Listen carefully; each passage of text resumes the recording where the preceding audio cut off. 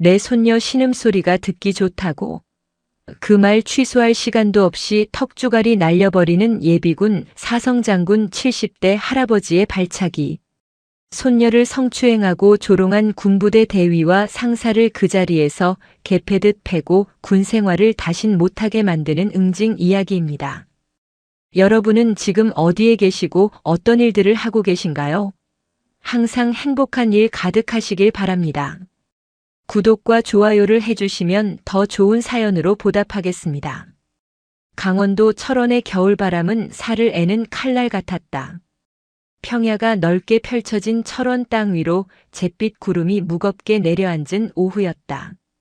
그 황량한 국도 위를 낡은 검은색 체어맨 승용차 한 대가 덜덜거리며 달리고 있었다. 10년도 넘은 구형 모델에 세차를 언제 했는지 알 수 없을 만큼 먼지를 뒤집어 쓴 차였다. 운전대를 잡은 노인은 백발이 성성했고 얼굴에는 깊은 주름골이 패여 있었다. 헐렁한 점퍼 차림에 낡은 빵모자를 쓴 그는 동네 공원에서 흔히 마주칠 법한 힘없는 노인처럼 보였다. 하지만 선글라스 너머의 눈빛은 마치 먹이를 노리는 맹금류처럼 날카롭게 빛나고 있었다. 그는 대한민국 국군 서열 1위 합동참모의장을 지냈던 전설적인 예비역 대장 천둥산이었다. 천둥산은 오늘 하나뿐인 손녀 천하나 하사를 만나러 가는 길이었다. 부모를 일찍 여의고 할아버지 손에서 자란 손녀는 할아버지의 뒤를 이어 가장 강한 군인이 되겠다며 굳이 험하기로 소문난 육사단 통신대대를 지원했다. 천둥산은 자신의 신분을 철저히 숨겼다. 손녀가 장군의 손녀라는 꼬리표 대신 오직 실력으로 인정받기를 바랐기 때문이다. 오늘은 손녀의 생일이었고 몰래 면회를 신청해 따뜻한 밥 한 끼 먹이고 싶었다. 내비게이션도 제대로 작동하지 않는 시골길을 돌아 부대 위병소 앞에 도착했다. 위병소 앞에는 제6보병사단 필승대대라는 간판이 위압적으로 서 있었다. 천둥산이 차를 멈추고 창문을 내리자 젊은 초병이 다가왔다. 그런데 초병의 태도가 묘했다. 깍듯한 경례 대신 귀찮다는 표정으로 차를 훑어보았다. 무슨 용무로 오셨습니까? 면회 접수증 보여주세요. 내 손녀 천하나 하사 면회 왔다. 통신중대 소속이야. 초병이 무전을 치는 사이 위병소 안쪽에서 껄렁한 걸음걸이에 부사관 한 명이 걸어 나왔다. 덩치가 산만한 그는 행정보급관 마동팔 상사였다. 군복상의 단추를 풀어 헤치고 입에는 이쑤시개를 문 마동팔은 천둥산의 낡은 승용차를 보며 콧방귀를 뀌었다.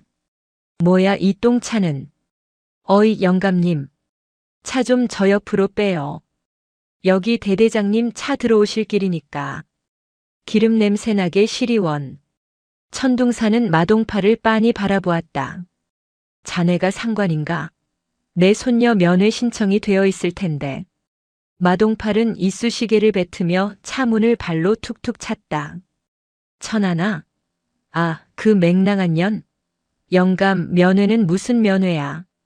걔 지금 교육 중이라 못 나와. 그리고 차 꼬라지 보아하니 뭐 촌에서 농사나 짓나 본데 그냥 돌아가지. 괜히 와서 손녀군 생활 꼬이게 하지 말고. 그때였다. 부대 안쪽 담장 너머 낡은 유류고 쪽에서 날카로운 비명소리가 들려왔다. 짧지만 분명한 고통에 찬 비명이었다. 천둥산의 귀가 번쩍 뜨였다. 평생을 전장에서 보낸 그의 감각이 위험 신호를 보냈다. 비켜라. 천둥산이 차에서 내리려 하자 마동팔이 문을 막아섰다. 어허, 이 노인네가 노망이 났나. 여기가 어디라고 함부로 내리려고 해. 확 밀어버리기 전에 차 빼라고. 천둥산은 대답 대신 엑셀을 밟았다. 차가 굉음을 내며 위병소 차단기를 그대로 들이받고 돌파했다. 쾅 하는 소리와 함께 부서진 차단기가 나뒹굴었다. 마동팔과 초병들이 기겁하며 뒤로 물러섰다. 야, 저 미친 영감 잡아. 비상, 비상. 천둥산은 차를 유류고 앞에 세우고 내렸다. 70대의 몸이라고는 믿기지 않는 속도로 유류고 뒤편으로 뛰어갔다. 그리고 그곳에서 지옥을 보았다. 진흙탕 바닥에 천하나가 쓰러져 있었다. 그녀의 군복은 흙투성이었고 입가에서는 피가 흐르고 있었다. 그 앞에는 중대장인 오만석 대위가 허리띠를 손에 감은 채 서 있었고 옆에는 부사관 2명이 낄낄거리고 있었다. 하나야. 천둥산의 외침에 천하나가 흐릿한 눈을 떴다. 할아버지. 오만석 대위가 짜증스러운 얼굴로 뒤를 돌아보았다. 뭐야? 웬 늙은이가 여기까지 기어들어왔어? 야, 위병소 근무 똑바로 안 서? 뒤늦게 달려온 마동팔 상사가 씩씩거리며 천둥산의 멱살을 잡았다. 이 영감탱이가 진짜 죽고 싶어 환장했나? 남의 부대 기물을 파손하고 어디까지 들어와. 마동팔이 천둥산을 바닥에 내동댕이 쳤다. 천둥산이 진흙 바닥에 구르자 오만석과 부하들이 박장대소했다. 아이고, 손녀 사랑이 지극하시네. 영감님 잘 오셨어. 당신 손녀가 왜 맞는지 알아? 일을 너무 못해서 내가 특별히 정신 교육시켜주는 중이야. 아, 그리고 몸매가 아주 군용치고는 쓸만하더라고. 교육할 맛이나. 오만석의 입에서 나온 말은 인간의 언어가 아니었다. 마동팔이 거들었다. 영감, 당신 손녀 밤에 신음소리 하나는 기가 막히게 내던데? 그게 핏줄인가 봐? 늙은이도 비명소리 한번 들어봅시다. 마동팔이 군화발로 천둥산의 낡은 모자를 짓밟으며 가래침을 뱉었다. 침이 천둥산의 뺨에 튀었다. 천하나는 울부짖으며 기어와 마동팔의 다리를 붙잡았다. 하지 마세요. 우리 할아버지 건드리지 마세요. 제가 잘못했습니다. 제발요. 오만석은 그런 천하나의 머리채를 잡아 올렸다. 이게 어디서 감히. 내 할애비 보는 앞에서 한번 제대로 교육해줘. 영감, 눈 크게 뜨고 잘 봐. 내 손녀가 어떻게 군인이 되어가는지. 억울하면 신고해보든가. 누가 힘없는 늙은이 말을 들어준대? 이 바닥은 내 왕국이야. 천둥산은 바닥에 쓰러진 채 흙 묻은 손으로 주머니 속을 더듬었다. 그의 손끝에 차가운 구형 폴더폰이 닿았다. 분노가 임계점을 넘어 차라리 머릿속이 하얗게 차가워졌다. 이것은 단순한 폭행이 아니었다. 대한민국 군대의 명예를 짓밟는 반란이었다. 그는 천천히, 아주 천천히 몸을 일으켰다. 진흙이 뚝뚝 떨어지는 그의 얼굴에서 선글라스가 벗겨진 그의 맨눈이 드러났다. 그 눈빛을 본 마동팔은 순간 등골이 오싹해지는 것을 느꼈다. 그것은 사람의 눈이 아니었다. 피에 굶주린 호랑이의 눈이었다. 왕국이라고 했나. 천둥산의 목소리는 낮았지만 마치 지하에서 울려 퍼지는 천둥소리처럼 묵직했다. 그는 피 섞인 침을 바닥에 뱉어내고는 폴더폰의 뚜껑을 열었다. 마동팔이 비웃으며 다가왔다. 뭐야, 경찰에 신고라도 하시게? 해봐. 내 파출소장도 내 술친구야. 이 노망난 늙은이가 상황 파악이 안 되나 본데. 천둥산은 단축번호 0번을 꾹 눌렀다. 신호 연결음이 한 번 울리기도 전에 상대방이 전화를 받았다. 네, 의장님. 말씀하십시오. 수화기 너머로 들려오는 목소리는 다름 아닌 현직 합동참모의장, 대한민국군 서열 1위인 강철민 대장이었다. 강철민은 천둥산이 현역 시절 가장 아끼던 후배이자 직속 부관이었다. 천둥산은 오만석과 마동팔을 노려보며 지옥의 사자처럼 입을 열었다. 강 대장, 나 천둥산이다. 지금 당장 철원 육사단 77연대 일대대로 병력 띄워라. 헬기란 헬기는 다 띄우고 헌병특임대, 기무사, 법무팀 싹 다 끌고 와. 전화기 너머 강철민 의장의 목소리가 당황과 분노로 떨렸다. 의장님, 무슨 일입니까? 위치가 어디라고 하셨습니까? 내 손녀가 짐승 새끼들한테 물어 뜯겼다. 그리고 나보고 힘없는 늙은이니 꺼지라고 하더구나. 내 눈앞에 있는 이 쓰레기들 당장 쓸어버려. 10분 준다. 10분 안에 내 머리 위에 헬기 안 뜨면 내가 직접 이 부대 폭파해버린다. 천둥산이 전화를 끊자 오만석 대위가 배를 잡고 웃었다. 합동 참모의장? 푸하하. 야, 이 영감 진짜 미쳤네. 연기력 하나는 대종상감이다. 야마 상사. 이 영감 정신병자니까 그냥 끌어내서 묻어버릴까? 마동팔이 낄낄거리며 곤봉을 꺼내드는 순간이었다. 두두두두두두두.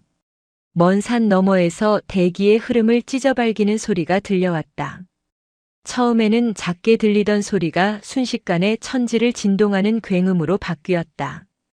오만석과 마동팔의 웃음기가 사라졌다. 땅바닥의 자갈들이 진동으로 튀어올랐다. 철원의 잿빛 하늘을 새까만 점들이 뒤덮었다. 육군 항공작전 사령부 소속 아파치 공격 헬기 6대가 편대를 이루어 부대 상공을 포위했고 그 뒤로 수송 헬기인 시누크와 블랙호크 10여 대가 먹구름처럼 몰려왔다. 저게 뭐야? 오만석이 입을 벌린 채 하늘을 쳐다보았다. 헬기 한 대가 연병장 한복판에 흙바닥을 뒤집어 엎으며 착륙했다. 헬기의 옆면에는 대한민국 국군을 상징하는 4개의 별 대장 성판이 선명하게 박혀 있었다. 헬기 문이 열리고 완전 무장한 군사경찰 특임대 SDT 대원들이 레페를 타고 쏟아져 내렸다.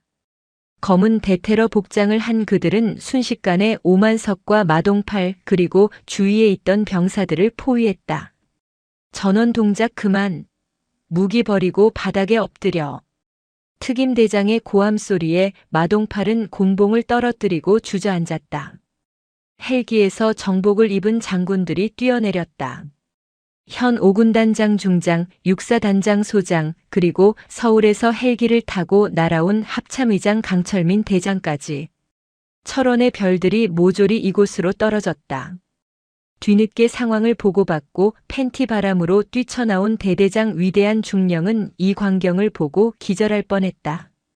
내로라 하는 장군들이 흑투성이가 된 노인 앞으로 달려가 일제히 거수 경례를 붙였다. 필승. 합참의장 대장 강철민. 천둥산 전 의장님의 호출을 명받았습니다. 부대 전체가 정적에 휩싸였다. 오만석은 바지에 오줌을 지렸다. 자신이 미친 영감이라고 조롱하고 폭행했던 노인이 교과서에서나 보던 전설의 천둥산 대장이라니. 마동팔은 공포에 질려 숨조차 쉬지 못했다. 천둥산은 강철민 의장의 부축을 뿌리치고 비틀거리며 일어섰다. 그는 흙 묻은 손으로 짓밟힌 모자를 주워 털었다. 그리고 바들바들 떨고 있는 오만석 앞으로 다가갔다. 내 손녀 몸매가 교육할 맛이 난다고 했나? 내 비명소리가 듣고 싶다고 했지? 천둥산은 오만석의 턱을 걷어찼다. 억소리와 함께 오만석이 나뒹굴었다. 자네들이 군인인가? 국민의 딸을 전우를 성노리게 취급하고 폭력을 휘두르는 게 자네들의 군인 정신인가? 천둥산의 호통은 헬기 소리보다 더 크게 울려 퍼졌다. 그는 옆에 서 있던 육사단장의 정강이를 걷어찼다. 사단장, 너는 부대 관리를 어떻게 했기에 대낮에 영내에서 이런 일이 벌어져. 내 놈도 옷벗을 준비해. 육사단장은 고개를 숙인 채 죽을 죄를 지었습니다. 라고 외쳤다. 천둥산은 쓰러져 있는 손녀에게 다가갔다. 천하나는 멍하니 할아버지를 바라보고 있었다. 할아버지의 이런 모습은 처음이었다. 늘 밭에서 고구마나 캐던 다정했던 할아버지가 온 세상을 떨게 만드는 호랑이였다니. 천둥산은 자신의 점퍼를 벗어 찢어진 손녀의 군복 위로 덮어주었다. 미안하다. 할애비가 너무 늦었다. 저놈들 내가 지옥 끝까지 쫓아가서 뼈를 갈아 마셔주마. 천둥산의 눈에서 뜨거운 눈물이 한 방울 떨어져 천하나의 뺨을 적셨다. 하지만 그 눈물은 슬픔이 아닌 모든 것을 불태워버릴 분노의 전주곡이었다. 부대는 계엄령이 선포된 듯 살벌하게 통제되었다. 오만석 대위와 마동팔 상사 그리고 그들에게 동조했던 부사관들은 즉시 헌병대 영창이 아닌 독방으로 격리되어 압송되었다. 대대장 위대한 중령은 직무유기 혐의로 그 자리에서 보직 해임되고 체포되었다. 천둥사는 사단장 집무실을 임시 지휘소로 접수했다. 그는 낡은 러닝셔츠 차림으로 최고급 가죽 의자에 앉아 상황 보고를 받았다. 그의 앞에는 군단장과 사단장, 헌병대장이 죄인처럼 서 있었다. 단순 폭행이 아니야. 천둥산이 입을 열었다. 그는 현장에서 마동팔이 뱉었던 말들을 곱씹고 있었다. 이 바닥은 내 왕국이다. 파출소장도 내 친구다. 일개 상사가 할 수 있는 말이 아니었다.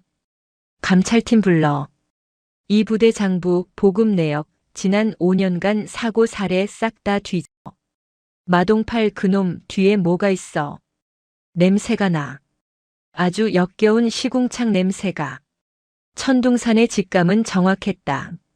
압수수색 결과 마동팔의 관물대 안쪽 비밀 금고에서 이중 장부가 발견되었다.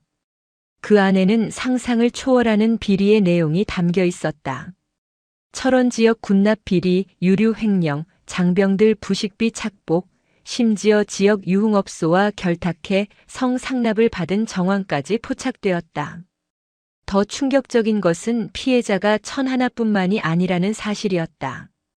익명의 투서함에서는 그동안 마동팔과 오만석에게 구타, 가혹 행위, 성추행을 당했던 여군과 병사들의 피 맺힌 증언들이 쏟아져 나왔다. 그들은 보복이 두려워 침묵하고 있었던 것이다. 병원으로 이송된 천하나는 안정을 취하고 있었다. 천둥산이 병실에 들어서자 천하나는 링거를 꽂은 채 일어나 앉으려 했다. 천둥산은 손녀를 말리며 침대 곁에 앉았다. 할아버지, 저 때문에 일이 너무 커진 거 아니에요? 저 이제 군 생활 못하는 거 아니에요? 천하나가 불안한 눈빛으로 물었다. 천둥산은 손녀의 머리를 쓰다듬었다. 하나야, 군인은 불의를 보고 피하지 않는다. 내가 잘못한 건 하나도 없다. 썩은 살은 도려내야 새 살이 돋는 법이야. 할애비가 다 청소해 줄 테니 너는 푹 쉬어라. 하지만 그 사람들이 할아버지를 가만두지 않을 거예요. 마 상사 지역 깡패들이랑도 연결되어 있다고 했어요. 천둥산은 피식 웃었다. 깡패? 호랑이가 쥐새끼들 무서워서 산을 내려가더냐? 걱정 마라. 할애비는 붉은 천둥이다. 놈들이 깡패를 부른다면 나는 그림자를 부르마. 그날 밤 천둥산은 조용히 어딘가로 전화를 걸었다. 김 실장인가? 나야. 자네 애들 좀 써야겠다. 국군정보사령부 HID 출신들로만. 공식적인 수사로는 안 돼. 법망 피해 도망가는 놈들 잡으려면 법보다 주먹이 가까운 놈들이 필요해. 철원의 밤거리는 고요했지만 그 어둠 속에서 천둥산의 그림자들이 움직이기 시작했다. 마동팔이 믿고 있던 뒷배들, 지역 유지들과 부패한 경찰, 그리고 이 비리에 연루된 더 높은 계급의 군인들까지. 천둥산은 그들의 목줄을 하나하나 조여가기 시작했다. 유치장에 갇힌 마동팔은 아직 사태 파악을 못하고 고래고래 소리를 지르고 있었다. 야, 내가 누군지 알아? 내 뒤에 누가 있는지 아냐고. 당장 변호사 불러. 그 늙은이 내가 가만 안 둬. 인권위원회에 제소할 거야. 천둥산은 CCTV 화면으로 그 모습을 지켜보며 시가를 입에 물었다. 인권? 짐승에게는 인권이 없다. 마 상사 내 놈이 지옥을 보여주겠다고 했지? 진짜 지옥이 어떤 곳인지 이 늙은이가 가이드해 주마.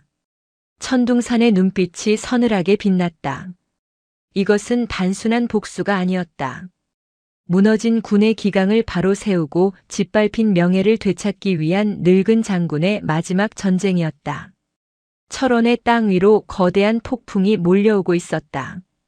철원의 아침은 밝았지만 세상은 여전히 어두웠다. 천둥산의 압도적인 무력 시위로 마동팔 일당이 체포되었으나 악은 그리 쉽게 물러서지 않았다. 놈들은 법망을 피해갈 구멍을 미리 파놓은 교활한 뱀들이었다. 구속된 마동팔은 유치장에서 변호사를 접견하며 비열한 웃음을 흘렸다. 그의 뒤에는 철원 지역 토착 비리 세력의 거두이자 건설사 대표인 황금만 사장이 버티고 있었다. 황 사장은 막대한 자금력으로 여론 조작팀을 가동했다. 오전 10시가 되자 인터넷 세상이 뒤집혔다. 유튜브와 각종 커뮤니티의 갑질 끝판왕, 예비역 대장의 행패라는 제목의 영상이 도배되기 시작했다. 영상은 교묘하게 편집되어 있었다. 천둥산이 위병소 차단기를 부수고 들어가는 장면, 흙바닥에 넘어진 마동팔을 발로 차는 장면, 그리고 육사단장의 정강이를 걷어차는 장면만이 자극적으로 부각되었다. 정작 천하나가 피투성이가 되어 쓰러져 있는 모습은 모자이크 처리되거나 삭제되어 있었다. 황금만이 고용한 댓글 부대는 일사불란하게 움직였다. 아무리 별 4개라지만 민간인이 부대를 부수고 들어가도 됨. 완전 독재 시대네. 손녀가 얼마나 패급이면 할아버지가 와서 깽판을 치냐. 저러니 군 기강이 무너지지. 맞은 놈이 불쌍하다. 흑수저 부사관이라고 대장한테 밟히는 꼴 봐라. 여론은 순식간에 천둥산을 권력형 비리 가해자로 마동팔을 권력에 희생당한 힘없는 부사관으로 둔갑시켰다. 국방부 민원 게시판에는 천둥산의 연금을 박탈하고 처벌하라는 글이 빗발쳤다. 병실에서 이 사실을 알게 된 천하나는 절망했다. 스마트폰 화면 속 악플들은 그녀의 뼈를 깎는 듯한 고통을 주었다. 그녀는 자신이 할아버지의 명예에 먹칠을 했다는 죄책감에 사로잡혔다. 할아버지는 평생을 국가에 헌신한 영웅인데 못난 손녀 때문에 말년에 노망난 늙은이 취급을 받게 된 것이다. 천하나는 링거 바늘을 뽑으려 했다. 차라리 사라져버리는 게 할아버지를 돕는 길이라 생각했다. 그때 병실 문이 열리고 천둥산이 들어왔다. 그는 낡은 점퍼 차림 그대로였으나 손에는 김이 모락모락 나는 붕어빵 봉지가 들려 있었다. 천둥산은 손녀가 보고 있던 스마트폰을 빼앗아 바닥에 던져버렸다. 액정이 박살나는 소리가 병실의 정적을 깼다. 보지 마라. 똥파리들이 윙윙거리는 소리에 귀 기울일 필요 없다. 할아버지. 저 때문에. 사람들이 할아버지를 욕해요. 제가 죽어야 끝날 것 같아요. 천하나가 울먹이자 천둥산은 거친 손으로 손녀의 눈물을 닦아주었다. 그의 손바닥은 투박했지만 온기는 뜨거웠다. 하나야. 전쟁터에서 적이 가장 많이 쓰는 수법이 뭔지 아느냐? 바로 교란 작전이다. 아군의 사기를 꺾고 내분을 일으키는 거지. 지금 저놈들은 똥줄이 타니까 연막탄을 터뜨린 거다. 내가 여기서 무너지면 그게 바로 놈들이 원하는 그림이다. 천둥산은 깨진 스마트폰을 군화발로 지시겼다. 명예는 남이 떠드는 입에서 나오는 게 아니다. 내가 떳떳하면 그게 명예다. 놈들이 진흙탕 싸움을 걸어왔으니 나는 그 진흙탕을 콘크리트 믹서기로 갈아버릴 생각이다. 두고 봐라. 누가 진짜 비명을 지르게 될지. 같은 시각 황금만 사장은 철원 읍내의 룸살롱에서 축배를 들고 있었다. 그의 앞에는 지역 경찰서장과 부대 감찰 장교가 앉아 있었다. 크하. 보셨습니까? 천둥산 그 영감 지금쯤 혈압 올라서 쓰러졌을 겁니다. 여론이 이렇게 안 좋은데 국방부 장관인들 맘대로 하겠습니까? 수사 적당히 하다가 흐지부지 될 겁니다. 황금만이 낄낄대며 양주를 따랐다. 경찰서장이 비릿하게 웃으며 잔을 받았다. 역시 황 사장님 수완은 대단하십니다. 근데 마 상사가 입을 열면 골치 아파질 텐데 단속은 잘 된 겁니까? 걱정 마십시오. 마 상사 가족들한테 이미 생활비 넉넉하게 보냈습니다. 그리고 만약 딴소리하면 가족들이 위험해질 거라고 언질도 줬고요. 놈은 감옥에서 썩더라도 입 뻥긋 못할 겁니다. 그들은 자신들의 승리를 확신하며 흥청망청 술을 마셨다. 하지만 그들은 모르고 있었다. 룸살롱 환풍구 속에 초소형 도청 장치가 돌아가고 있다는 사실을. 그리고 길 건너편 허름한 모텔방에서 천둥산이 헤드폰을 쓴 채 그들의 추악한 대화를 하나도 빠짐없이 듣고 있다는 사실을. 천둥산의 옆에는 날카로운 인상의 중년 남자가 노트북을 조작하고 있었다. 그는 과거 천둥산이 사령관 시절 비밀리에 운용했던 국군정보사령부 HID 최정예 요원 출신 코드명 독사였다. 의장님, 녹음 완료했습니다.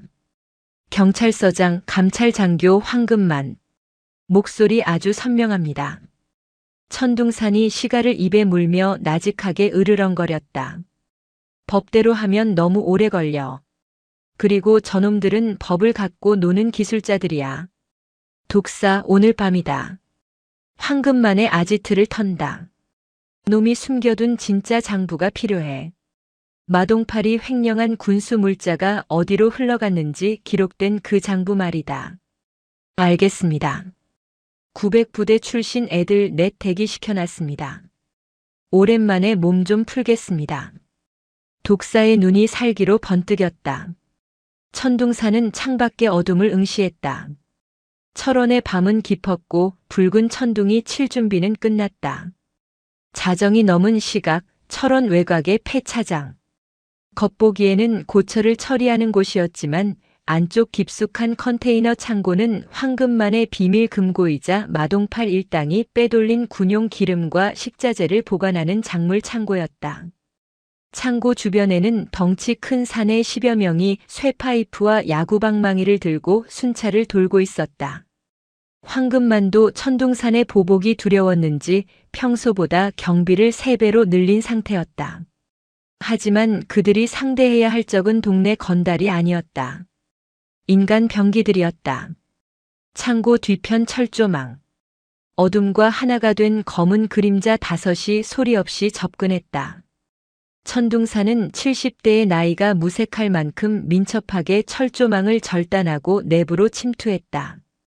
그의 뒤를 따르는 독사와 요원들은 숨소리조차 내지 않았다. 셋, 둘, 하나. 진입. 천둥산의 수신호와 함께 사냥이 시작되었다.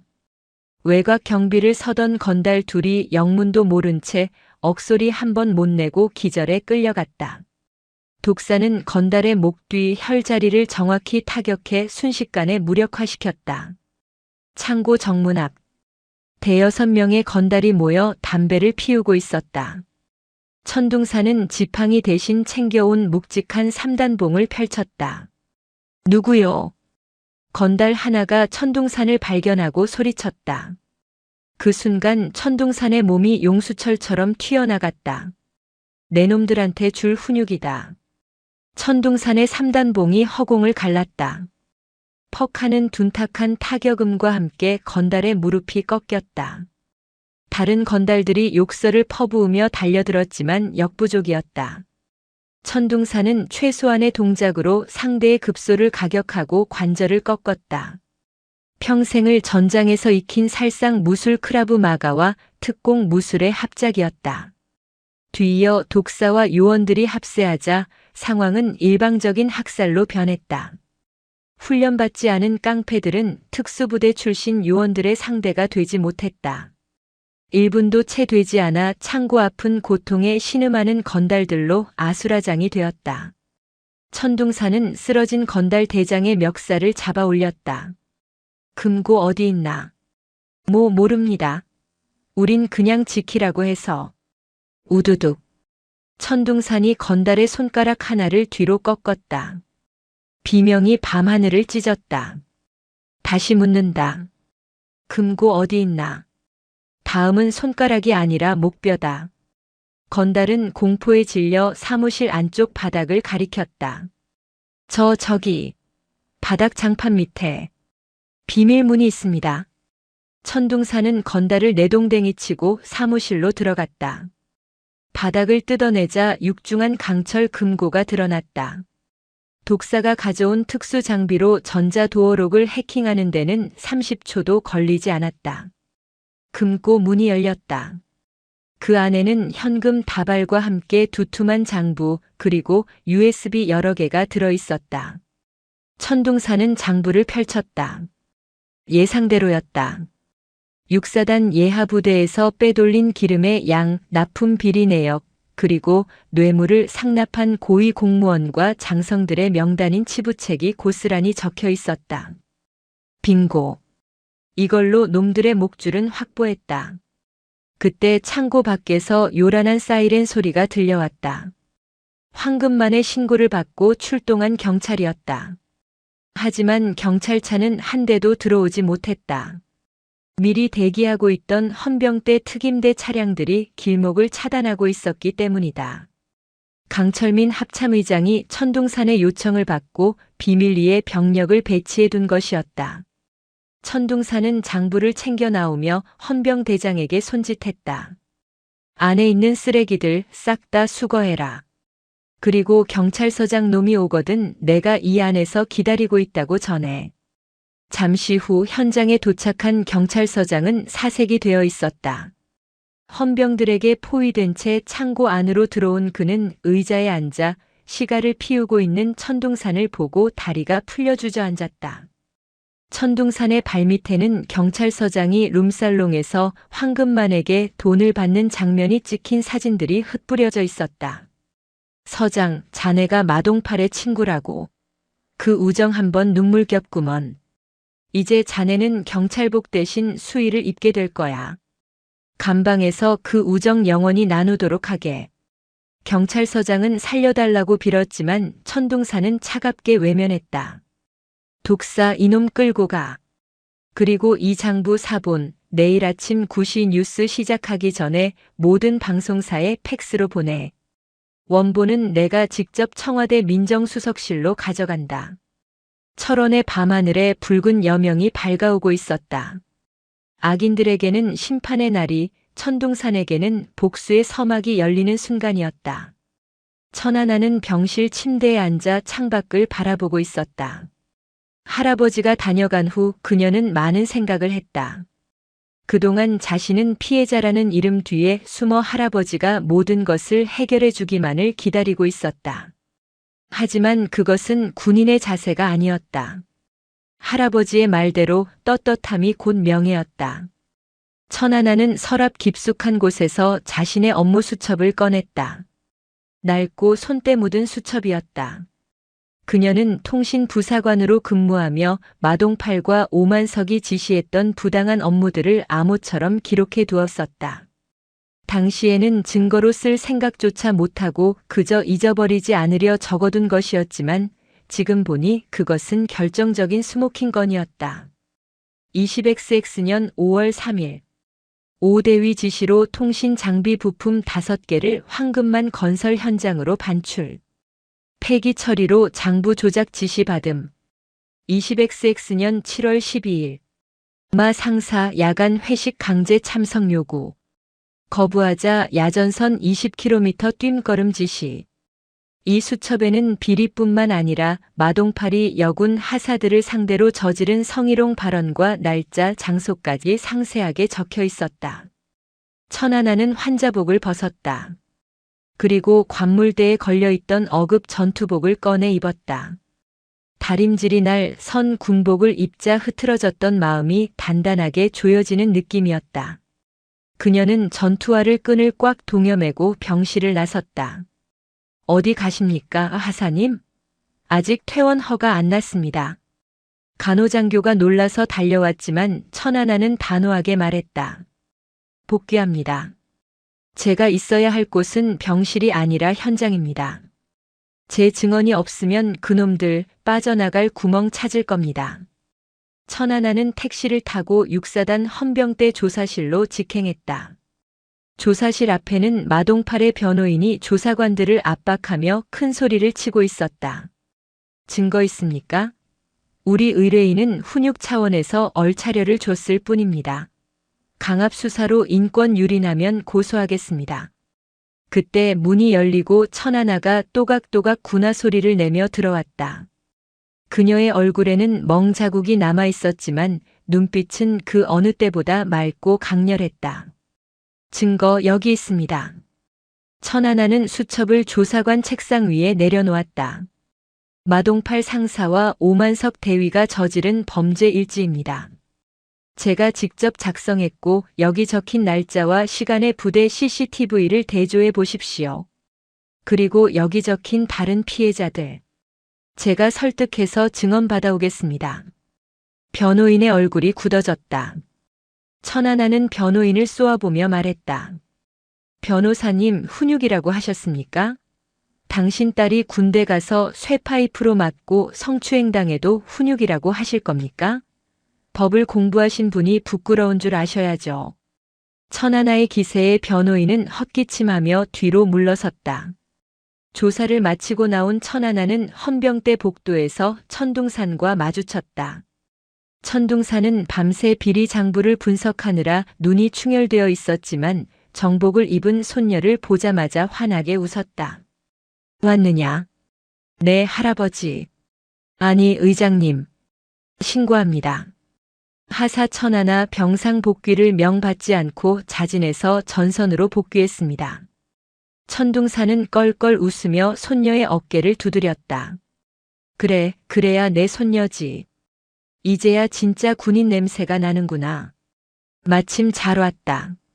내가 도와줄 일이 있다. 무엇입니까? 황금만과 마동팔이 빼돌린 돈, 차명 계좌로 세탁해서 어딘가에 묻어뒀을 거다.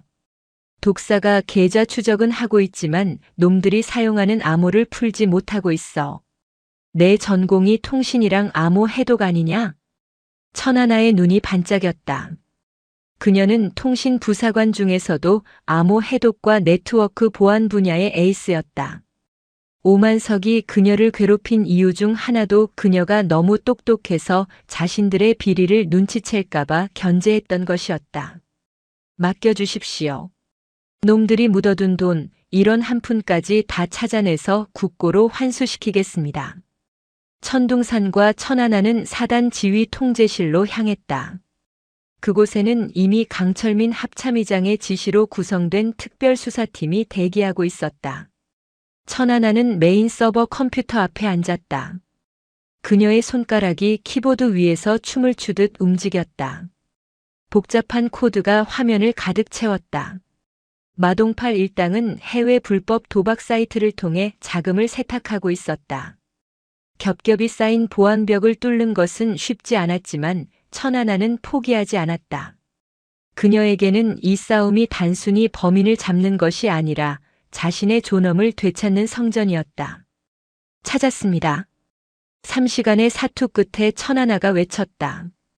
화면에 복잡한 계좌 이체 내역과 최종 목적지가 떴다.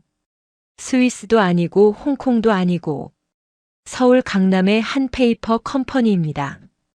대표 이름은 박철곤? 그 이름을 들은 천둥산의 표정이 차갑게 굳었다. 박철곤. 그는 현직 국방위원 국회의원이자 차기 국방부 장관으로 거론되는 거물급 정치인이었다. 마동팔과 황금만의 뒷배가 단순히 지역 유지가 아니라 중앙 정치권까지 닿아 있었던 것이다. 수사팀 내부에 침묵이 흘렀다.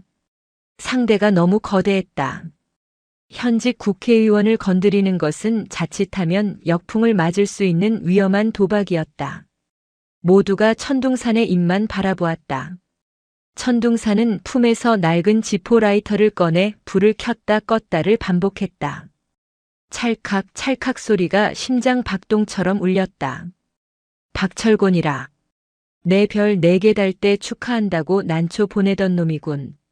겉으로는 안보 전문가인 척하더니 뒤로는 쥐새끼들을 키우고 있었어. 천둥산은 자리에서 일어났다. 강 대장 연결해. 그리고 내 차 대기시켜. 청와대로 가는 길에 여의도 국회의 사당부터 들러야겠다. 박 의원 놈 멱살이라도 잡고 물어봐야지. 내 손녀 피값으로 받은 돈 맛이 어떠냐고. 천둥산이 앞장서고 천하나가 그 뒤를 따랐다. 늙은 호랑이와 젊은 호랑이 두 맹수가 사냥을 위해 굴 밖으로 나섰다. 이제 파는 철원을 넘어 대한민국 전체를 뒤흔드는 거대한 태풍으로 커지고 있었다. 대한민국의 심장이라 불리는 여의도 국회의사당. 그 웅장한 돔 아래에는 국민을 위한다는 명분 뒤에 숨어 자신의 입속을 챙기는 수많은 욕망이 꿈틀대고 있었다. 국회 국방위원회 위원장실. 차기 국방부 장관 영순위로 거론되는 박철곤 의원은 최고급 가죽 소파에 깊숙이 몸을 파묻고 있었다. 그의 손에는 방금 배달된 조간신문이 들려 있었다.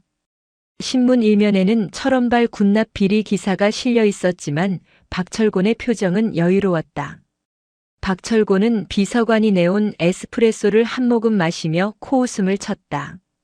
천둥산 이 늙은이가 아주 발악을 하는구먼.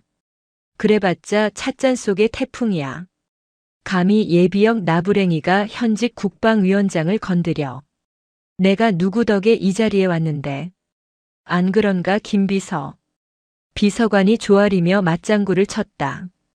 그럼요 의원님. 언론사 국장들한테는 이미 손을 써뒀습니다. 이번 사건은 지역 토착 비리와 천둥산 씨의 개인적인 보복 소동으로 프레임을 짰습니다. 의원님 이름은 절대 거론되지 않을 겁니다. 박철곤은 만족스러운 듯 고개를 끄덕였다. 그는 자신이 구축해놓은 카르텔이 얼마나 견고한지 믿고 있었다. 마동팔이나 황금만 같은 하수인들은 언제든 꼬리를 자르고 버리면 그만이었다. 그에게 중요한 것은 내년에 있을 개각에서 장관 자리를 차지하는 것뿐이었다. 그때였다. 의원실 밖에서 요란한 소음이 들려왔다. 고함 소리와 함께 무언가 부서지는 소리가 났다. 뭐야? 밖에 무슨 일이야? 박철곤이 인상을 찌푸리며 물었다. 비서관이 확인하러 나가려던 찰나 육중한 마호간이 문이 쾅 하고 열렸다. 경호원 2명이 바닥으로 나뒹굴며 들어왔다. 그리고 그들의 몸 위를 넘어 한 노인이 뚜벅뚜벅 걸어 들어왔다. 흙먼지가 묻은 낡은 점퍼 차림의 손에는 굵은 지팡이 대신 3단봉을 든 남자. 천둥산이었다. 박철곤은 눈을 의심했다.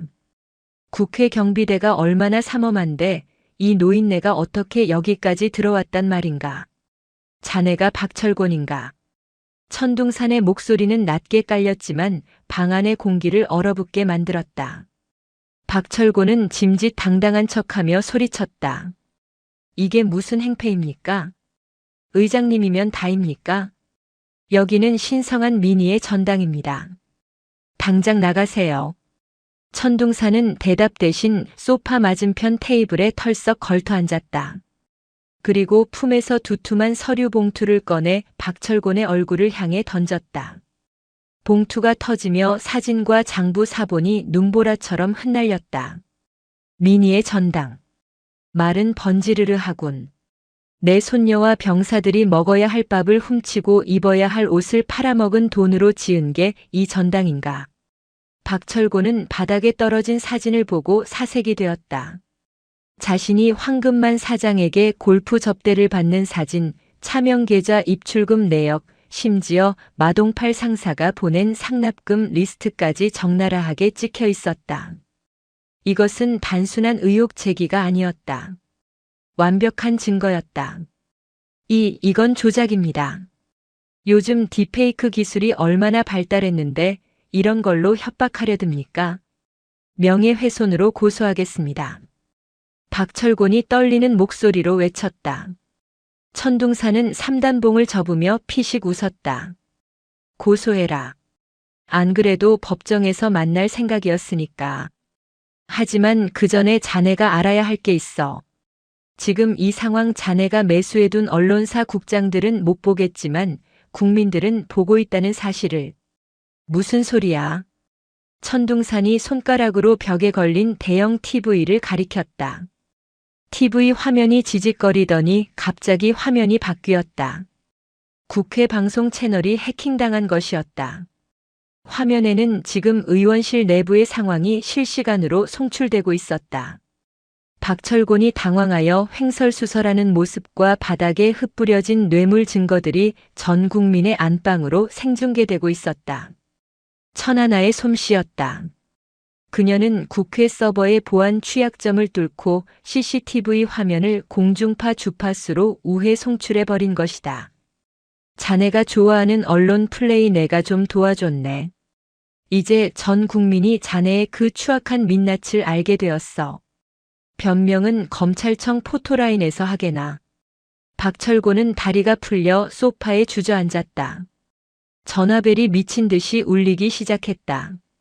당대표 청와대 그리고 검찰총장실에서 걸려오는 전화였다. 그의 정치 생명은 끝났다. 아니, 그의 인생 자체가 끝장나고 있었다. 천둥사는 자리에서 일어났다. 군복은 명예다. 너 같은 장사치들이 입고 벗을 수 있는 작업복이 아니야. 감옥에 가서 콩밥 먹으며 그 의미를 뼈저리게 새겨라. 천둥산이 의원실을 나서자 복도에는 수많은 기자들이 몰려와 있었다. 플래시 세례가 터졌지만 천둥산은 눈 하나 깜짝하지 않고 그들을 뚫고 지나갔다. 그의 뒤로 국회 경비대가 박철곤을 체포하기 위해 뛰어들어가는 모습이 보였다. 늙은 호랑이의 포효가 여의도를 집어삼킨 날이었다. 박철곤의 구속은 거대한 도미노의 시작이었다. 국방부와 검찰은 합동수사본부를 설치하고 전방위적인 수사에 착수했다. 마동팔과 황금만이 입을 열기 시작하자 비리에 연루된 별들이 줄줄이 떨어졌다. 육사단뿐만 아니라 5군단 전체가 발칵 뒤집혔다. 하지만 아직 끝나지 않은 일이 있었다. 수사망이 좁혀오자 핵심 증인 중 한 명인 황금만 사장이 종적을 감춘 것이다. 그는 자신이 가진 비자금 원본 데이터를 들고 밀항을 시도하려 했다. 그 데이터가 사라지면 몸통인 박철곤이 증거 불충분으로 형량을 줄일 수 있는 빌미가 되었다. 천하나가 다급하게 상황실로 뛰어들어왔다. 의장님, 황금만의 위치를 파악했습니다. 놈이 끈 대포폰 신호가 철원 민통선 안쪽 폐가에서 잡혔습니다. 오늘 밤 폭설이 예보되어 있는데 그 틈을 타서 북쪽으로 넘어가거나 월북을 시도할 수도 있습니다. 민통선이라. 쥐새끼가 갈 곳이 거기밖에 없었겠지. 천둥사는 군화끈을 조염했다. 밖에는 이미 눈발이 굵어지고 있었다.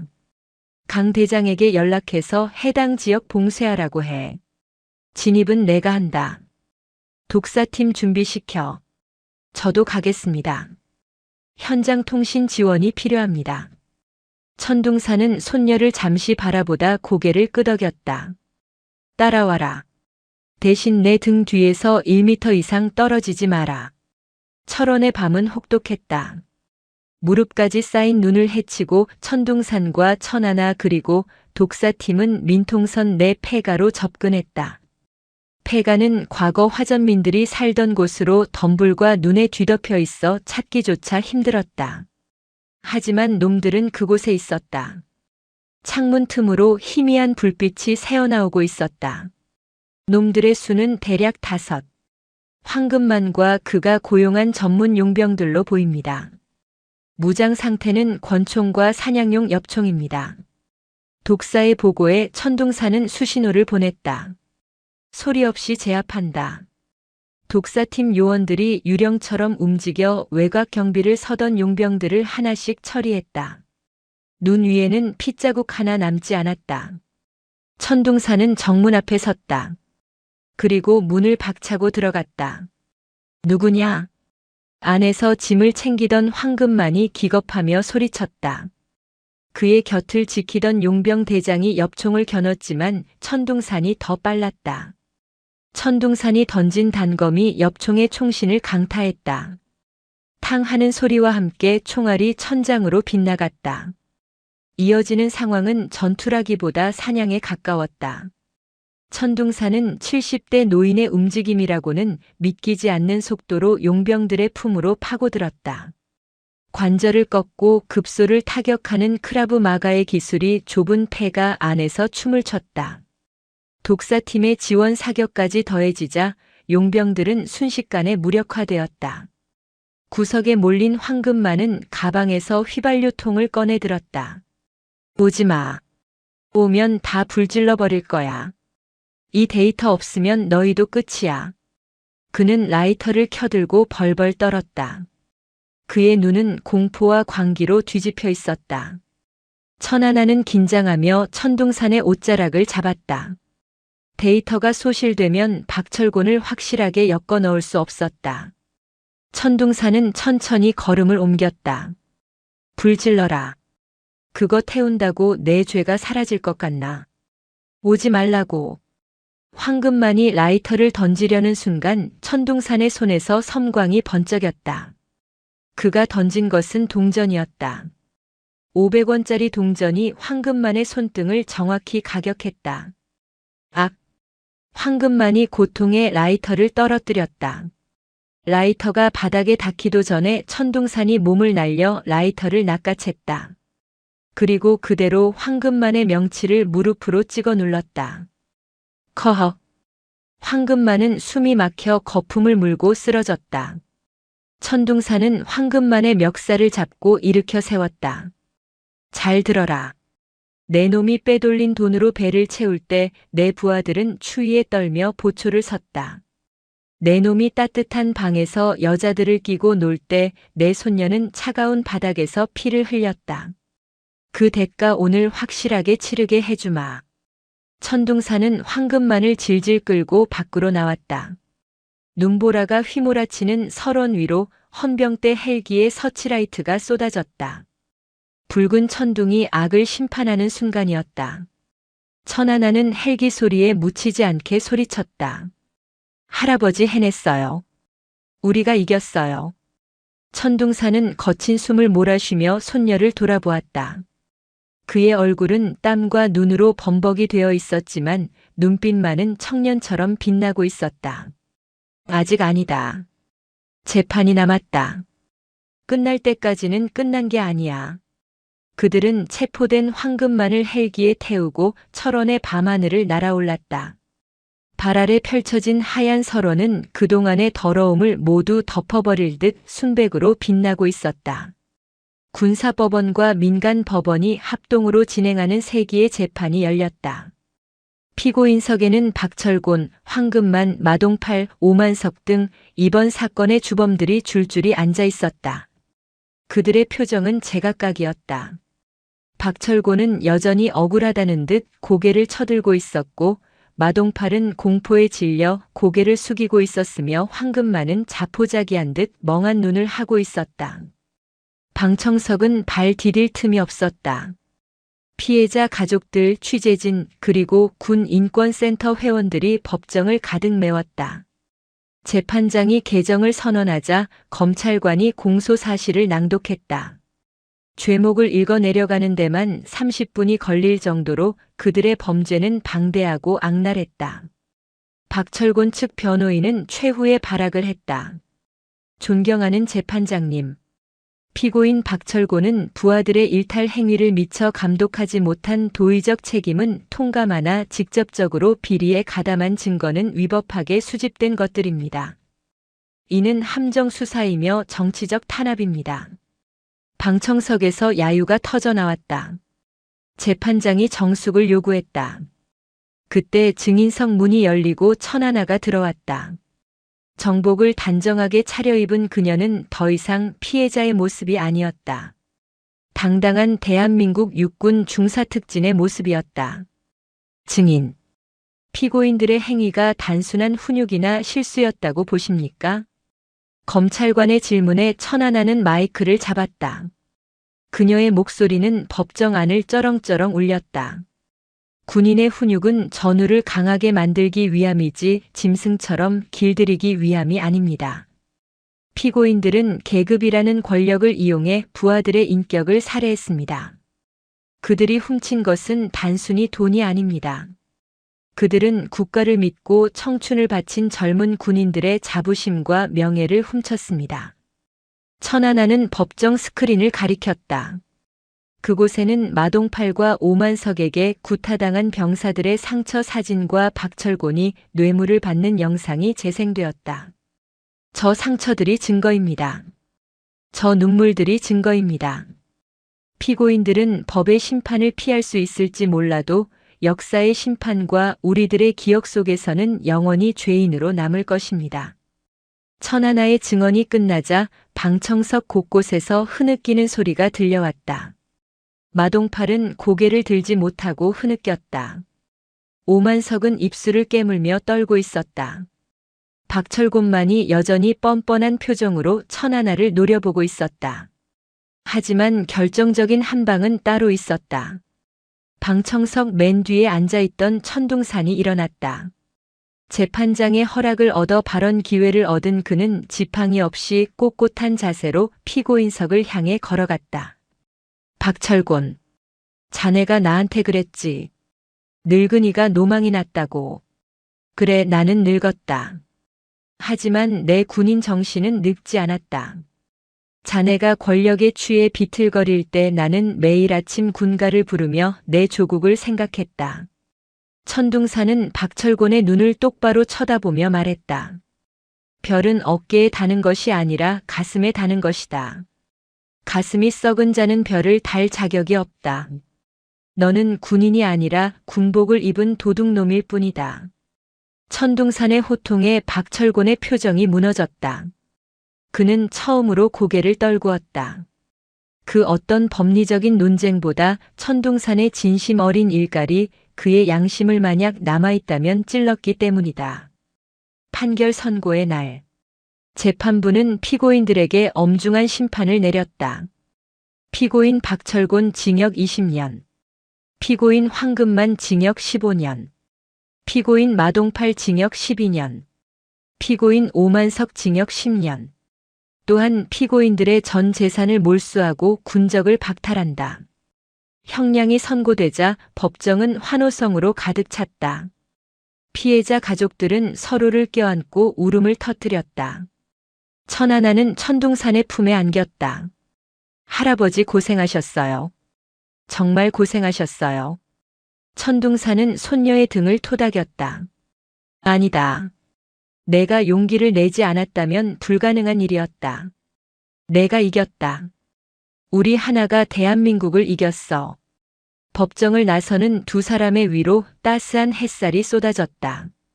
춥고 길었던 겨울이 가고 철원에도 봄이 오고 있었다. 기자들이 몰려와 인터뷰를 요청했지만 천둥산은 손사래를 쳤다. 영웅은 내가 아니다. 저 안에서 진실을 밝힌 내 손녀와 병사들이 진짜 영웅이다. 나는 그저 늙은 똥차 운전수일 뿐이야. 천둥산은 껄껄 웃으며 낡은 체어맨 승용차에 올랐다. 천하나는 조수석에 앉아 할아버지를 바라보며 환하게 웃었다. 차는 덜덜거리는 소리를 내며 법원을 빠져나갔다. 하지만 그 뒷모습은 그 어떤 리무진보다 웅장하고 아름다웠다. 차 안에서 라디오를 켜자 뉴스 앵커의 목소리가 흘러나왔다. 오늘 군사법원의 판결은 대한민국 군의 정의가 아직 살아있음을 보여준 역사적인 사건으로 기록될 것입니다. 붉은 천둥이라 불리는 노장의 투혼이 우리 사회에 큰 울림을 주고 있습니다. 천둥산은 라디오 볼륨을 줄이고 창문을 열었다. 시원한 봄바람이 들어왔다. 할아버지 배고파요. 막국수 먹으러 가요. 그래. 곱빼기로 먹자. 오늘은 내가 쏜다. 두 사람의 웃음소리가 바람에 실려 멀리 퍼져나갔다. 시간은 누구에게나 공평하게 흐르지만 그 시간이 남기는 흔적은 사람마다 다르다. 강원도 철원군 동송읍의 들판에 5번의 겨울이 찾아오고 5번의 봄이 지나갔다. 삭막했던 제육보병사단 예하 부대들은 이제 대한민국에서 가장 가고 싶은 부대이자 가장 강한 전투력을 지닌 부대로 다시 태어나 있었다. 그 변화의 중심에는 전설이 된 이름 천둥산과 그의 손녀 천하나가 있었다. 어느새 상사 계급장을 단 천하나는 부대 내에서 철원의 마녀라는 별명으로 불리고 있었다. 악의적인 의미가 아니었다. 훈련 때는 그 누구보다 독하고 철저하지만 병사들의 고충을 해결해 줄 때는 친누나처럼 따뜻하다 하여 붙여진 존경의 호칭이었다. 그녀는 더 이상 과거의 피해자가 아니었다. 그녀는 스스로를 증명해냈고 실력으로 그 자리에 섰다. 혹한기 훈련이 한창인 1월의 어느 날이었다. 영하 25도를 기록하는 철원의 추위 속에서 천안하는 중대원들을 이끌고 산악행군을 하고 있었다. 갓 전입 온 이등병 하나가 추위와 피로를 이기지 못하고 대열에서 처지기 시작했다. 과거의 악몽 같았던 시절이었다면 선임들의 욕설과 발길질이 날아들었을 것이다. 하지만 천안하는 달랐다. 그녀는 행군을 잠시 멈추고 이등병에게 다가갔다. 김이병. 군장이 무겁나? 아닙니다. 할 수 있습니다. 이등병이 겁에 질려 소리쳤다. 천안하는 말없이 이등병의 군장을 들어 자신의 어깨에 맸다. 이미 자신의 군장을 메고 있는 상태였다. 병사들이 놀라서 말렸지만 그녀는 단호했다. 군인은 전우를 버리고 가지 않는다. 너희가 지치면 내가 업고 간다. 그게 내가 배운 군인 정신이다. 나를 따라와라. 2개의 군장을 메고 눈밭을 헤치고 나아가는 천하나의 뒷모습을 보며 중대원들은 울컥했다. 그들은 서로를 부축하며 다시 걸음을 옮겼다. 그 모습은 과거 천둥산이 꿈꾸었던 가장 이상적인 군대의 모습이었다. 같은 시각 경상북도의 한 교도소 독방. 삭발을 한 박철고는 차가운 시멘트 바닥에 앉아 벽을 멍하니 바라보고 있었다. 한때 차기 국방부 장관을 꿈꾸며 호의호식하던 그의 모습은 온데간데 없었다. 징역 20년형. 그의 나이를 고려하면 살아서 감옥문을 나갈 가능성은 거의 없었다. 그는 식사 배급구가 열리는 소리에 비굴하게 기어갔다. 교도관님, 밥이 너무 찹니다. 따뜻한 국물 좀 주시면 안 됩니까? 교도관은 싸늘하게 대꾸했다. 주는 대로 드십시오. 육사단 장병들이 횡령당해서 먹었던 밥보다 훨씬 잘 나오는 겁니다. 박철고는 쉰내 나는 밥을 입에 쑤셔 넣으며 눈물을 흘렸다. 옆방의 마동팔과 황금만 역시 하루하루가 지옥이었다. 특히 마동팔은 수감자들 사이에서도 병사들 등쳐먹은 악질로 소문이 나서 왕따를 당하고 있었다. 그들이 누렸던 부당한 권력은 부메랑이 되어 그들의 목을 조르고 있었다. 인과응보. 세상의 이치는 그렇게 냉정하고 정확했다. 철원의 민통선 안쪽. 천둥산은 낡은 농가주택의 툇마루에 앉아 눈 덮인 대성산을 바라보고 있었다. 여든을 바라보는 나이였지만 그의 눈빛은 여전히 맑고 깊었다. 마당에는 그가 아끼는 낡은 체어맨 승용차가 세워져 있었다. 비록 여기저기 찌그러지고 녹이 슬었지만 천둥산은 그 차를 바꿀 생각이 없었다. 그 차는 손녀와 함께 싸웠던 전장의 전차와도 같았기 때문이다. 그때 흙먼지를 일으키며 검은색 지프차 한 대가 마당으로 들어왔다. 차에서 내린 사람은 현 육사단장이었다. 그는 천둥산에게 깍듯하게 거수 경례를 올렸다. 필승. 의장님. 평안하셨습니까? 오. 사단장. 이 늙은이 보러 또 왔나? 바쁠 텐데 그만 좀 오라니까. 지나가는 길에 들렀습니다. 그리고 전해드릴 소식이 있어서 왔습니다. 사단장은 품에서 훈장 케이스 하나를 꺼내 천둥산에게 건넸다. 이번에 국방부에서 창설한 참군인 명예대상의 첫 번째 수상자로 천하나 상사가 선정되었습니다. 의장님께 가장 먼저 알려드리고 싶었습니다. 천둥산의 손이 미세하게 떨렸다. 그는 케이스를 열어보지 않고 가만히 쓰다듬었다. 그 녀석. 나보다 낫구먼. 나는 40년 군 생활하면서 욕만 먹었는데 손녀는 상을 받는군. 무슨 말씀을요? 의장님이 계셨기에 지금의 천상사가 있고 우리 육사단이 있는 겁니다. 병사들 사이에서 의장님은 철원의 붉은 천둥이라는 수호신으로 통합니다. 천둥사는 쑥스러운 듯 헛기침을 했다. 수호신은 무슨? 늙은 꼰대지. 차 한잔 하고 가게. 옥수수 쪄놨어. 평화로운 오후였다. 하지만 철원의 날씨는 변덕스러웠다. 저녁이 되자 하늘이 검게 변하더니 기상 관측 이래 최대의 폭설이 쏟아지기 시작했다. 시간당 10cm가 넘는 기록적인 폭설이었다. 도로는 순식간에 마비되었고 전방 초소들의 보급로가 끊길 위기에 처했다. 천둥사는 라디오를 켜고 기상특보를 들었다. 그때 다급한 속보가 흘러나왔다. 뉴스 속보입니다. 철원군 동송읍 민통선 인근 도로에서 민간인 관광버스가 눈길에 미끄러져 계곡 아래로 추락할 위기에 처했습니다. 버스에는 안보 관광을 온 노인과 어린이 30여 명이 탑승하고 있습니다. 현재 구조대가 출동했으나 적설량이 많아 접근이 어려운 상황입니다. 천둥사는 벌떡 일어났다. 사고 지점은 여기서 멀지 않은 험한 고갯길이었다. 이 날씨에 그곳까지 갈 수 있는 차량은 거의 없었다. 하지만 그의 머릿속에는 단 한 사람의 얼굴이 떠올랐다. 천하나였다. 그 시각 천하나는 이미 현장으로 출동하고 있었다. 그녀는 제설차가 진입하지 못하는 구간을 뚫기 위해 부대원들과 함께 도보로 이동 중이었다. 눈은 허리까지 쌓여 있었고 시야는 1m도 확보되지 않았다. 무전기에서 대대장의 목소리가 들려왔다. 천상사. 상황이 너무 위험하다. 철수해라. 헬기가 뜰 때까지 기다려야 한다. 대대장님. 헬기는 이 날씨에 못 뜹니다. 저희가 30분 내로 도착합니다. 민간인들이 저체온증으로 위험합니다. 군인이 국민을 두고 철수할 수는 없습니다. 천하나는 무전기를 끄고 소리쳤다. 전방에 버스가 보인다. 내가 선두에 선다. 로프 준비해라. 버스는 낭떠러지 끝에 위태롭게 걸려 있었다. 조금만 무게 중심이 쏠리면 그대로 수십 미터 아래 계곡으로 추락할 상황이었다. 승객들은 공포에 질려 비명조차 지르지 못하고 있었다. 천하나는 망설임 없이 로프를 자신의 허리에 묶고 버스 쪽으로 기어갔다.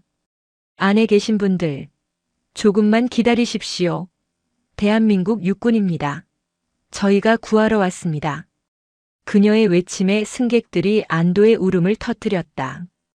천하나는 깨진 창문으로 진입해 아이들부터 한 명씩 밖으로 내보냈다.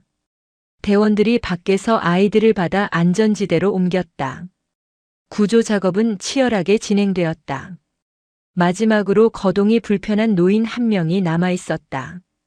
버스가 끽끽 소리를 내며 기울기 시작했다. 한계였다.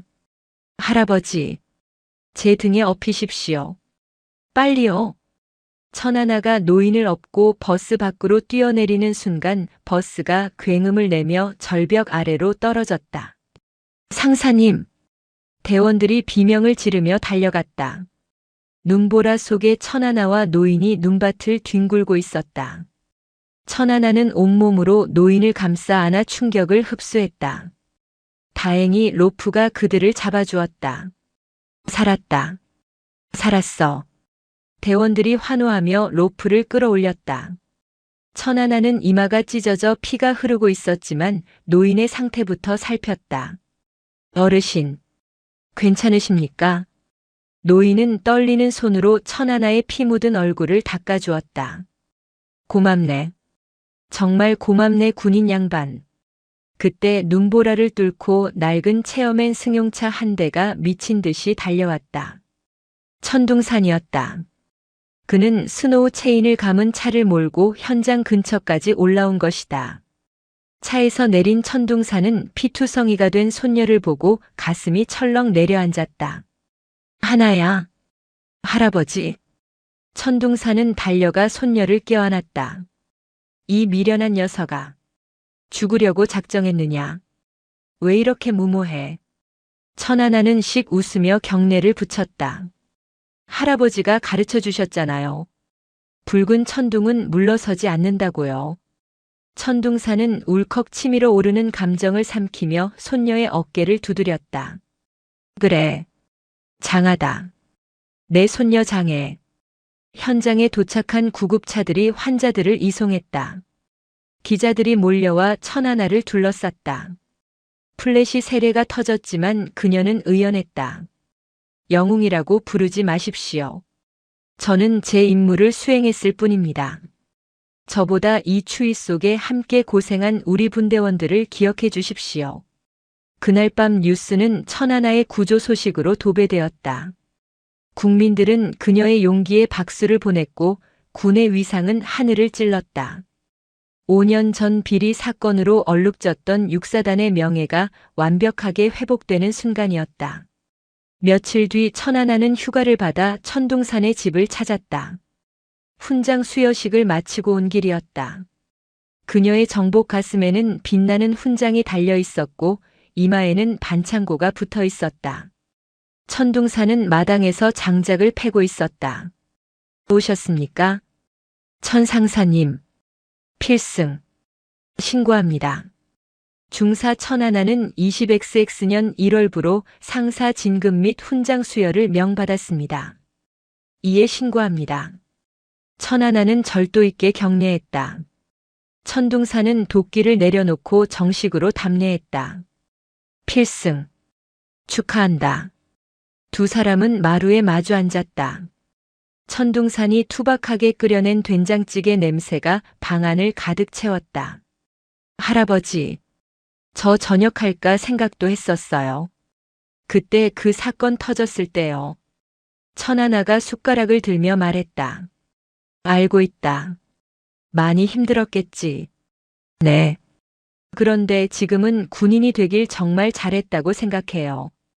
제가 지킨 사람들이 웃는 모습을 보면 가슴이 뜨거워져요.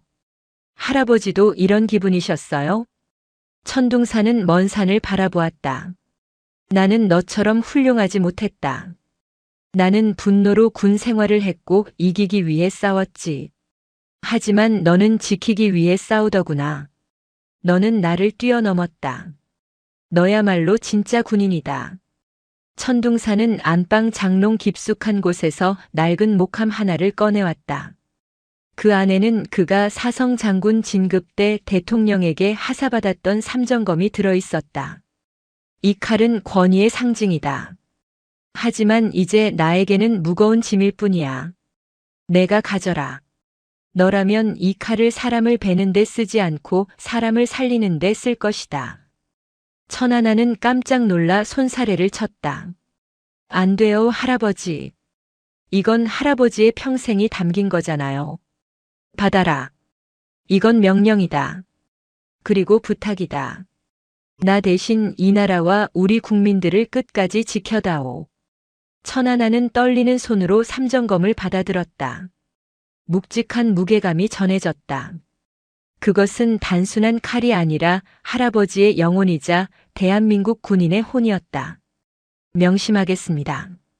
할아버지의 이름에 부끄럽지 않은 군인이 되겠습니다. 천하나의 눈에서 맑은 눈물이 흘러내렸다.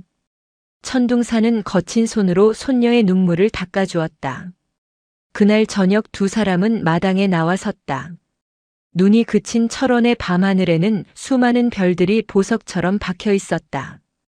그 중에서도 유난히 밝게 빛나는 별 하나가 있었다. 육사단을 상징하는 푸른 별 청성이었다. 할아버지, 저 별 보이세요? 보이지?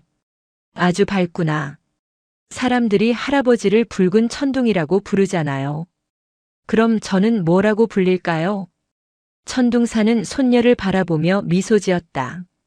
너는 푸른 별이다. 어둠 속에서 길을 잃은 사람들을 비춰주는 가장 밝고 따뜻한 별. 천둥산은 손녀의 어깨를 감싸 안았다. 늙은 호랑이와 젊은 호랑이가 나란히 서서 밤하늘을 올려다보았다. 철원의 칼바람은 여전히 차가웠지만 두 사람 사이에는 봄날의 햇살 같은 온기가 감돌았다. 먼 훗날 사람들은 기억할 것이다. 부패와 불의에 맞서 세상을 뒤흔들었던 붉은 천둥의 포효와 그가 남긴 위대한 유산인 푸른 별의 이야기를.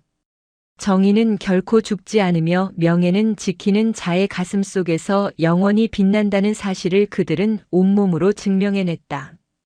천둥산이 나직하게 말했다. 이제 됐다. 나는 이제 농사나 지으며 살란다. 내 임무는 여기서 끝이다. 아닙니다. 할아버지의 임무는 끝나지 않았습니다.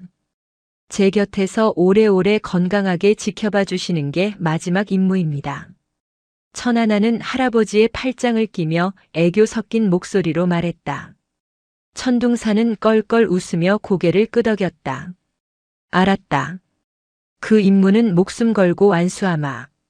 철원의 밤하늘 아래 두 군인의 웃음소리가 울려 퍼졌다.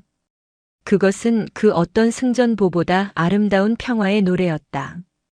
대암산 너머로 붉은 해가 떠오를 준비를 하고 있었다. 어둠은 물러가고 빛이 찾아오듯 그들의 앞날에도 찬란한 영광만이 가득할 것이다. 붉은 천둥과 푸른 별의 전설은 철원의 역사 속에 영원히 기록될 것이다. 오늘도 요지경 사연을 잘 들어주셔서 감사합니다.